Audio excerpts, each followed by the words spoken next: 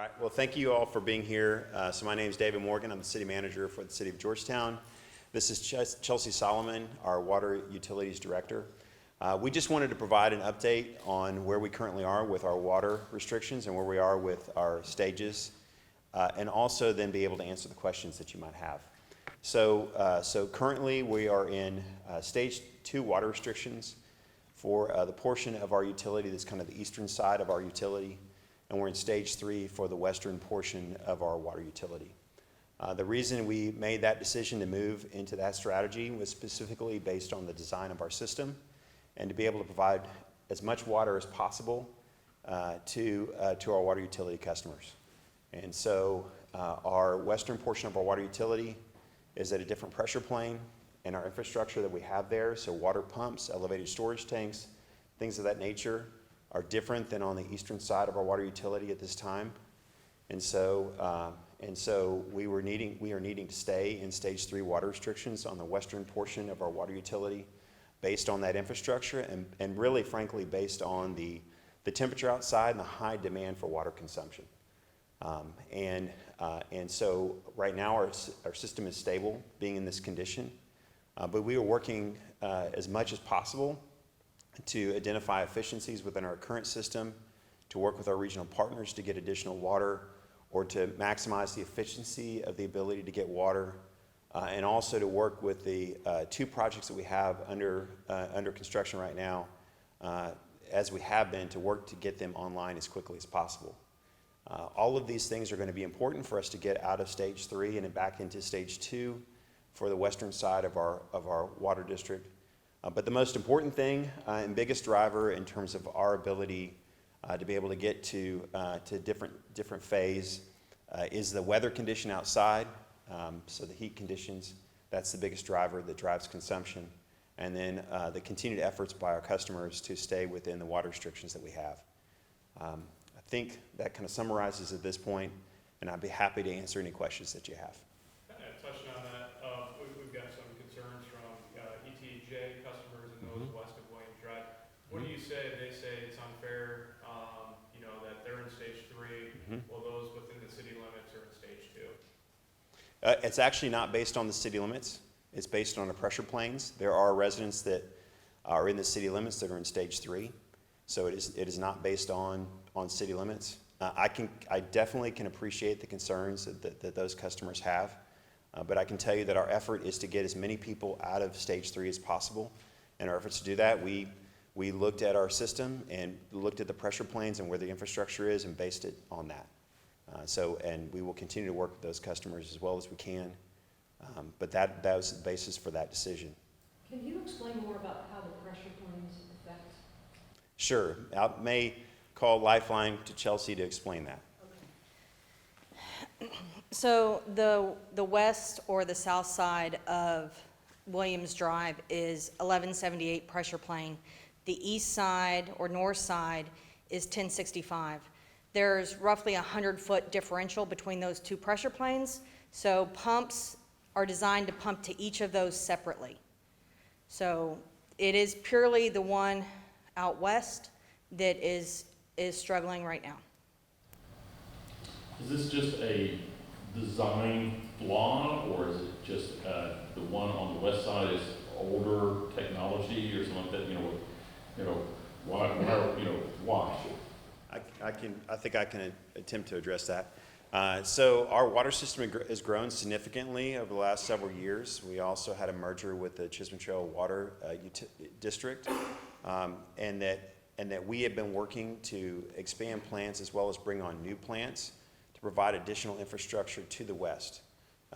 That water treatment capacity is going to more than double for us in the next 3 years with several projects that we have online right now. So we've been on a significant effort to increase infrastructure out west, but those are some of the drivers around that.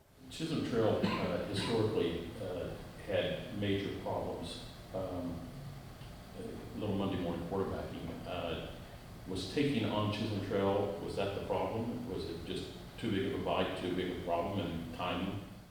No, I don't believe so. I think it's a combination of I don't believe that's the case. We've been on a multi-year plan, multi-million-dollar plan to expand infrastructure for our entire water utility. That doesn't just include portions in the former Chisholm Trail area. That includes portions within what has been our traditional water utility as well. Now, we've been on a multi-year plan. I think the challenge we face right now is the extreme weather that we're seeing. The extreme weather we're seeing is driving consumption up significantly, in addition to some of those stress points that we're seeing with being able to get as much water as we'd like from our partners, that we'd like to be able to get, and working with them, coordinating with them for that. And then in addition to a couple of our projects that aren't online, that are supposed to be online this summer. I was gonna say, you mentioned the projects. What are those projects? Sure, the two. How are they gonna solve the situation? Right, well, the two projects that we have the North Lake Water Treatment Expansion Project. So our largest water treatment facility right now is called the North Lake Treatment Plant.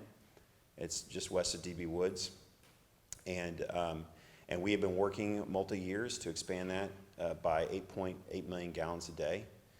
The other project is our Southside Treatment Plant that we've been under rehabilitation for because of the age of it and the infrastructure, making sure that it can produce the water that it needs to produce. And that is, I believe, over 3 million gallons a day in its capacity. So those two projects were scheduled to be done before this summer, before peak demand, and they're not. And how far along, what caused the delay, and when do you hope to have them online? I think the causes for the delay are there's several variables on that. Some of it's supply chain, some of it's performance of the contractor and the ability to get the project and be able to stay on an appropriate timeline. Both of those projects, the Southside Treatment Plant project is we hope has got the closest ability to get online in August. The North Lake plant, we don't anticipate being online until October. Last check, I think the last press release or last update you guys gave, you were getting 300,000 gallons from Leander when you're supposed to get 1 million, is that correct? And where are you guys at with how much water you're getting from them and at that part? It varies so the amount of water we get from Leander varies on a daily basis. And that is not a fault of Leander or fault of the city of Georgetown Water Utility. Really, it's dependent upon their pressure, the pressure of their system, and the pressure of our system at that time, and how much water can flow between the two utilities. If that makes sense. So, some days we will be getting, up to 900,000 gallons a day, and some days we'll be getting much lower than that, and that is dependent upon the condition of both systems at the time and how much water can flow. We're working on, in coordination with the city of Leander, on additional steps we can take to pull more water, to draw more water, and for that to be consistent. So that's something we're working on in the short term with them, in coordination with them. Is that Brushy Creek region? No, well, they receive water from a couple of different locations. You probably need to work with them to get to understand that better. But we're working with, I think they're working with their overall system. We're working with our overall system. What is the main water source for Georgetown? Do you want to answer that? So we have 3 water supplies. We get water from Lake Georgetown, we get water from Lake Stillhouse, and we have approximately eight wells that we pull Edwards water from. We also get water from some of our regional partners with City of Round Rock and Leander. 8 regional wells, and so, okay. We have about 8 Edwards aquifer wells that we pull from. Where does most of the water come? Most of it comes from the lake. Lake Georgetown and Lake Stillhouse Lake Georgetown, Lake Stillhouse. combined. Bottom line, I've seen it worse. Been here, in 07, been here in 8, just here in 3. It's pretty hot too. How do we stand with the system? Is the system holding, or are we going to be in a serious situation in the coming days if these things don't come online? What's the message to talk Right. No, I think that's a very good question. So our system is stable at this time. We do not anticipate that we will be moving into more stricter or additional stages. Our goal actually is to find ways to pull out of stage 3 for the western side of our water utility. Right now, our system is holding very steady, and it's through the efforts of our water team, our water staff, of managing our infrastructure very efficiently and working with our regional partners.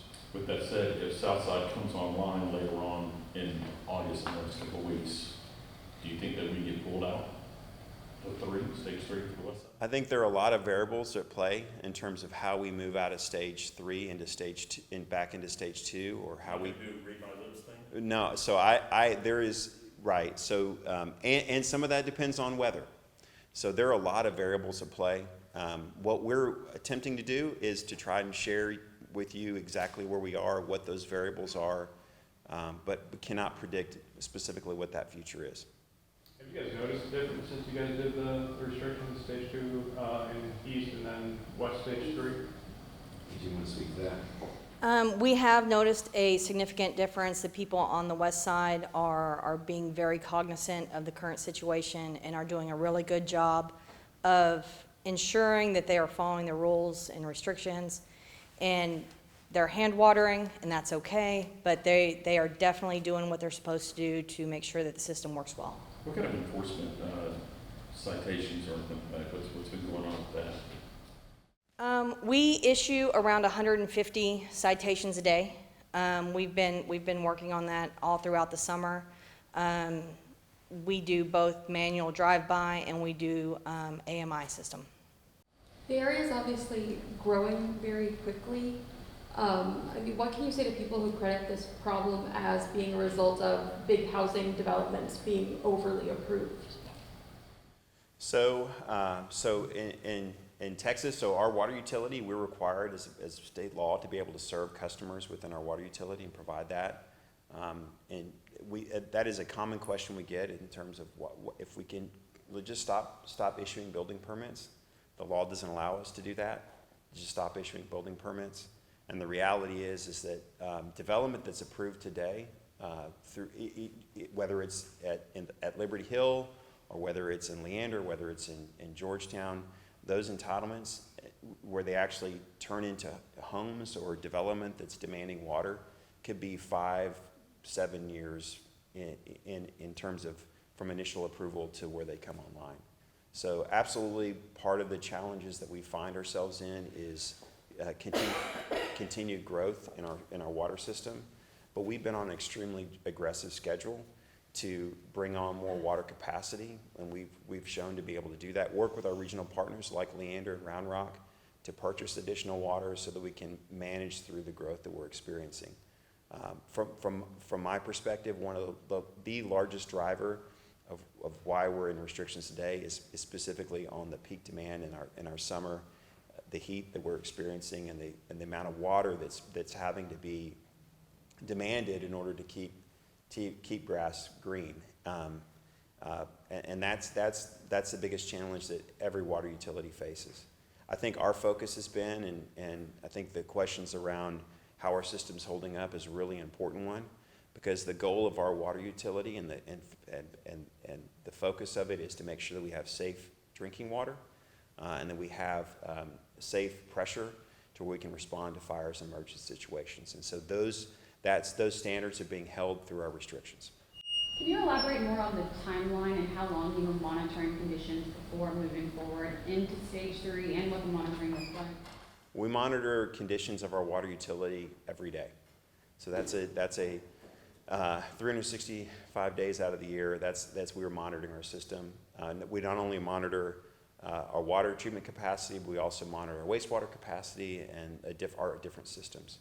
So we've been doing that throughout this summer. This last summer, you may recall that we hit peak water demand earlier than we did this summer, but based on the weather. We had a much hotter June than we did this year, and so therefore we had much more demand on our water system in June than we did last year than we did this year. And so we're tracking weather projections and looking at and with anticipation of what that demand is going to be. How are the wells holding up, and what's the lifespan on those wells? The wells are holding up well. Like all wells, they will have varying fluctuations with drought, but they're holding up well, and they're producing as they're supposed to. We rehab them roughly once every 5 years. We'll pull a well and we'll rehab it. So those are doing really well. I did a story with you guys like a couple of years ago, gosh, with the zebra mussels. And y'all came up with because the zebra mussels were clogging the intakes. System that y'all put in place then, is it working, and are y'all having any problems with the zebra mussels restricting intake flows? Go ahead. The system that we put in to manage zebra mussels is working. We're not seeing a zebra mussel accumulation at all, and it's not restricting any flow. Go back to the enforcement part of it real quick. Once again, so like a person will drive around, and then will they get a warning, or it's a straight citation, and if so, how much is it? Maybe you could explain a little bit about the process. The process is the first violation, or the first time that we see it, we issue a courtesy notification that says, hey, we feel that you're watering on the wrong day. And we give that courtesy to all of our customers as a benefit of the doubt that they just did not realize it was on. Subsequent violations are subject to increasing fine amounts, and those are listed in our ordinances and are based on the stage in which they're in. What kind of price range could we see, just in general? The what? What kind of price range could we see in general? Anywhere between stage 2, I want to say, is $75 to up to maybe $200 each time, depending on how many you've received. Stage 3, it is quite a bit. It is higher than that. I want to say it's around 150, but don't quote me. Yeah, we can follow up On and that. give you that information. Cool. Yep. And the 150, you've given 150 out, right? You said? Is that right? We will give 150. We have given 150 citations out so far. I do not know if any of them have gone beyond the courtesy and hit the actual amount. I'm confused because I wrote down 150 citations a day, but Yes. a day. Yes. So total, since the restrictions kicked in, you have around about how many citations have been issued? If you don't have that, we can get I that. don't We can have that follow off up. the top of my head. Yep. No, I'm sorry. We'll work back through Ally. So with that saying, that's a lot of violations a day, Mhm. just the Georgetown area. What's your message to folks? Come on, work with us? No, I think that's why the restrictions are in place, because we need to maintain safe drinking water, and be able to respond to fires if they occur, and have the adequate amount of water to be able to respond to that. So that is the core purpose of why we have our water supply. And so it's critical for people to stay within those restrictions that we have today in order to be able to maintain our system the way it's designed. And even in stage 3, you can water by hand, can't you? Yes, stage 3, you can water, Any day. you can water by hand any day. Pretty easy. Have you guys had any complaints from customers from HOAs trying to pressure, watering lawns, or have y'all had any communication with them? No, we actually, one of the things we do ask is we have been actually asking customers if there is an HOA that has sent them some kind of notice because their grass isn't green, or they're not meeting their covenants and restrictions in their homeowner association, that we're willing to work with that homeowner association directly to be able to explain the situation. Awesome. And then going back to the contracts with Leander and Round Rock, obviously Leander has been suffering some of the same issues they did in stage 3 a couple weeks ago. I'm curious, can you just give a little bit of context with that relationship? Like, how long do y'all have contracts with Leander and Round Rock to purchase water? Sure. You have the dates. So we entered into a contract with the City of Leander in approximately 2020, and those are it's a 7-year contract with a 3-year renewable. Round Rock. And Round Rock, we have been working with Round Rock, since before I got here, and I got here in 2014. And so We've had relationships with Round Rock for numerous decades. And that's not unique. It's common for, utilities to have interconnect agreements. What that means is interconnection between our water systems. We actually have an interconnect with Liberty Hill as well, to be able to use for emergency purposes. Interconnect with the city of Florence. And so it's very common for us to do that. And then based on the conditions of each of our systems at that time, it's not uncommon to sign different agreements to be able to, again, share those water resources. Because I think it is important to note that water is kind of a regional issue, and we work together to be able to manage that as well as we can. And speaking of the growth that you spoke to earlier on, I think we had a question. I saw on the website that the City of Georgetown is not requiring new sod to be put down right now with those new developments.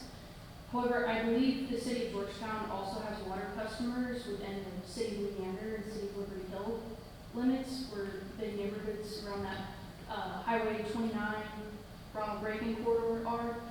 Do you have any idea of those impacts as well, since they are included in those stage 3 restrictions that might have on those developers? Yeah, so our water restrictions and stages drought contingency plan applies to all of our water utility. So whether it's in the City of Georgetown or whether because our water utility way it's located is within another community, those restrictions apply. And so we're not going to really highly advise customers not to plant new material, not to plant new sod or new vegetation right now, because it's going to be difficult within our water restrictions to be able to keep that vegetation alive. So it's better to wait. In regards to this dual system, in regards to the pumping and the elevation, why not just build stronger pumping stations to help the west side? Is it a matter of just, getting that flow because of the elevation? Why not just put in a bigger pumping station? Absolutely. I think that's a great idea. We're doing that right now. So that's a part of our multi-million-dollar plan is we're building a brand new South Lake water treatment facility that will be 44 million gallons a day. It'll actually help us double our water treatment capacity that we have. And then the big driver around that is to be able to serve the western part of our water utility. So that is, it should be. Yes, and that first phase of that South Lake treatment plant, so I know it can be confusing because we maybe are not creative enough in naming our water treatment facilities, but we have South Side is different than South Lake. South Lake is a very large water treatment plant that's under construction right now. The first phase will come online in 2025. But the shorter term improvements that we have to enhance our water treatment capacity is the North Lake treatment plant project, the South Side rehabilitation, and then additional infrastructure with the city of Round Rock to be able to pull more water. And we're actually working on infrastructure on the western side of our district so that we can pull more water and get more water from the city of Round Rock for the western part of our district. So with these two rehab projects and the South Lake WT in 2025, Yes. By 2025, will Georgetown be out of this red zone? Well, by right now our treatment capacity is around 45 million gallons a day. And when those projects are finished, we'll be over 95 million gallons a day. And that does not mean that we will stop making improvements to our water system based on what we anticipate with continued growth in this region, that we will need to continue to increase our capacity. But yes, we believe that will pull us out of the margin that we're in today. This may sound clueless, you've already explained, but I still don't understand the difference in water pressure. Sure. West and east, making it harder Sure. to get water. Can that be explained? Sure. So let me try to explain it and see if I can help explain that. So basically, water is water in our water system. We have certain parts of our water utility that are at a higher elevation, and so in order to be able to get water into that area from where our resources are today, we have to pump that water into that area because it won't naturally flow because it's at a higher elevation. And so we are pumping as much as we can into that area. And so our limitations around that, as well as the limitation of how much water we're getting from other places, is what has driven us. And the primary driver is the demand, the high demand for water that we're receiving because of the weather condition, is what has pushed us into stage 3. Well, so you're saying the west is at a higher elevation than the east? That's correct. Is there more water demand in the west generally? I don't believe so. I don't know if it's higher demand specifically. It's just where our system is, and where our infrastructure is causing some of that issue. Oversimplify, her pumps, the west side is a higher elevation, so the supply and pumps are simply not strong enough to push enough in. To push enough demand in based on our current conditions. Supply and pumps. That's the difference between, supply and pumps. Yep. Which got to my question about why not just go to those lift stations and just put in a V8 instead of a. We're pumping as much water as possible into the western side of our district, and we are working to receive as much supply from the city of Leander and other entities in order to be able to do that. So would it be truthful to say the pumps aren't strong enough for the west side right now? I don't know if it's not strong enough. I don't think that's the case. Okay. I think it's a combination of, you have to remember, it's a combination of, so the big drivers are the high demand that we're receiving for water, Right. and based on the conditions of the weather. The fact that we don't have a couple projects that are intended to be online this summer that would give more capacity into the western area. Does it make sense? And the variability of water that we're getting from Leander. And again, we're not saying that it's a contractual issue. It's more just the systems themselves where we're trying to pull as much water as we can. And then on top of that, just the existing infrastructure that we have in our system to be able to push as much water into the western side. So it's all of those together. Station, you still have a supply problem, so you're going to be pushing air. Right.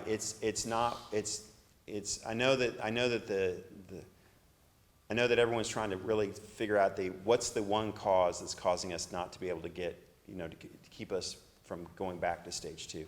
And there's not one piece. It's not fair to say there's one variable. It's all of those mixing together. Is the western side of Georgetown bigger than the eastern side? Well, our water utility, the pressure plane that we identified is a larger territory. Approximately how much, I think, when that initial release went out last week or a couple weeks ago, you talked about the majority of the water that was, treated water that was used went towards irrigation purposes, thus going into stage 3. Can you speak a little bit to that about just the breakdown of how much water is typically used to water lawns? Sure. So 75% of the water that we use goes towards irrigation. And so, the reason we know that is because we can look at how much water is used during the winter time frames when you don't have as much water going on to lawns, to what we see in terms of a peak demand over the summer, where there's a heavy variability between the winter and the summer of how much you water your yards. And so we see that it's about 75%. And so what's challenging is to make sure that you're building a system that can really accommodate that peak volume demand that occurs maybe 8 weeks out of the year. And so the better, so we balance that. We need to manage and build our system to be able to meet some of those peak demands. But I think it's really important for us as a region to think about what our watering practices are, and because it not only drives how much we use of our limited water supply, but it also drives cost, because all of these projects have costs that relate to, that transfer back to our water rates. And so it's the balancing of that we're trying to achieve. Do y'all do a rain barrel deal? Yes. Cedar Park is. Yes, we do water rebates. We do water rebates, and one of our most popular ones is we pay a rebate for someone to come out and check your irrigation system. because a lot of folks set it and forget it, and they may not be working correctly, and maybe overspraying or maybe watering on different days that it's not supposed to be watering on. And so we pay for that rebate in order for people to be able to have an expert show them how they can maximize, maximize their irrigation system, but also not overuse water. I'm curious too, just on that note, going forward, obviously, U.S. Census has ranked Georgetown fastest growing country in the U.S. Summers here are not going to get any cooler, just seems to get hotter. We have record temperatures. I'm curious, like, if at some point city officials might have to encourage a shift in mindset among water customers about prioritizing the water, right? Because what you said, you prioritize drinking water and water to put out fires. Is that something you could ever see the city having to maybe talk to residents about? It's just when you come here and move in our community, water is a serious issue. We need to prioritize it. Yes, absolutely. I think this region, and we're not alone in looking at different ways in which we can encourage conservation. That not only is just in terms of our rate structure, so the more water you use, the more it costs per gallon. It's called a conservation rate. So it's encouraging more conservation, as well as just how we approve development and what our standards are from encouraging conservation. It's also looking at other what we consider now as non-traditional, maybe in the future for this region will be traditional, of xeriscaping to other types of measures that can be taken to reduce water consumption. So I think that not only for our own utility, but for this entire region, that's something that we all need to be looking at. You're looking at any kind of down the road or near future reclamation, reusing water, groundwater reuse? Right, so we have integrated water resource plan that's actually just recently updated. It's working on our water supply over the next 50 years. A big part of that is looking at aquifer storage reservoirs, and so it's taking treated water and putting them down into reservoirs that can be used during peak periods of time or other times. The other thing is to look at direct potable reuse, and so what that means is treating water to the level. Right now, a lot of our treated water that goes to our wastewater system goes into our parks, to golf courses, to those areas to be able to use for irrigation. But there are plans in the future to look at actually treating the water to where it can be put back into our drinking water supply. Are you already thinking at all the terms of these partnerships with cities like Leander and Round Rock? It sounds to me like at least part of the water issue has been that the amount of water you're getting isn't fulfilling the terms of that contract. Well, I think Leander and Round Rock have been really good partners in terms of being willing to work on agreements and to be able to sell us water during those peak times. So they've been good partners. I think rethinking is more about working on our infrastructure, their infrastructure and our infrastructure, the pipes and pumps, to see how we can maximize the usage of that water, but do that in a way that is also where they're managing their own system, right? Because we need to make sure that they have a safe system and their system has a lot of integrity to it as we are pulling water from the other cities. And then how did y'all come to the day of September 4th to reevaluate those restrictions for stage 3 folks? Typically, the weather changes. That's the easiest answer. Is right now we wanted to give residents some kind of timeline of what we anticipate. September 4th is typically, through the month of August, we typically start seeing the peak demand of water start slowing down. And that is purely a result of the weather condition. So that is an estimate. Our goal and our hope is to be able to provide and alter our restrictions prior to that. And one more time, it's not because the western side of Georgetown is using more water than the rest of the city, it's because the entire city's been using more water in combination with the difference in pressure planes. And where we get our water resources on the western side. Okay. Yes. Bottom line, what's your final message to residents here at your shop? I think I would just say what I've already said, which is we're working to make sure that we maintain safe drinking water, that we are able to respond to emergency situations if they present themselves, and that we ask for their understanding and patience as we work to provide as much water as possible given the demands on our system and the variables that we've talked about in terms of just things that are affecting the ability to provide the water at the level that people are demanding it right now. So I think what's important is for people to hear that we have, our system is stable and safe at this time, and that we've secured those primary two things, which is to maintain a safe drinking water supply and fire protection. And we'll be working over the coming weeks to identify ways in which we can get out of stage 3 if it's possible.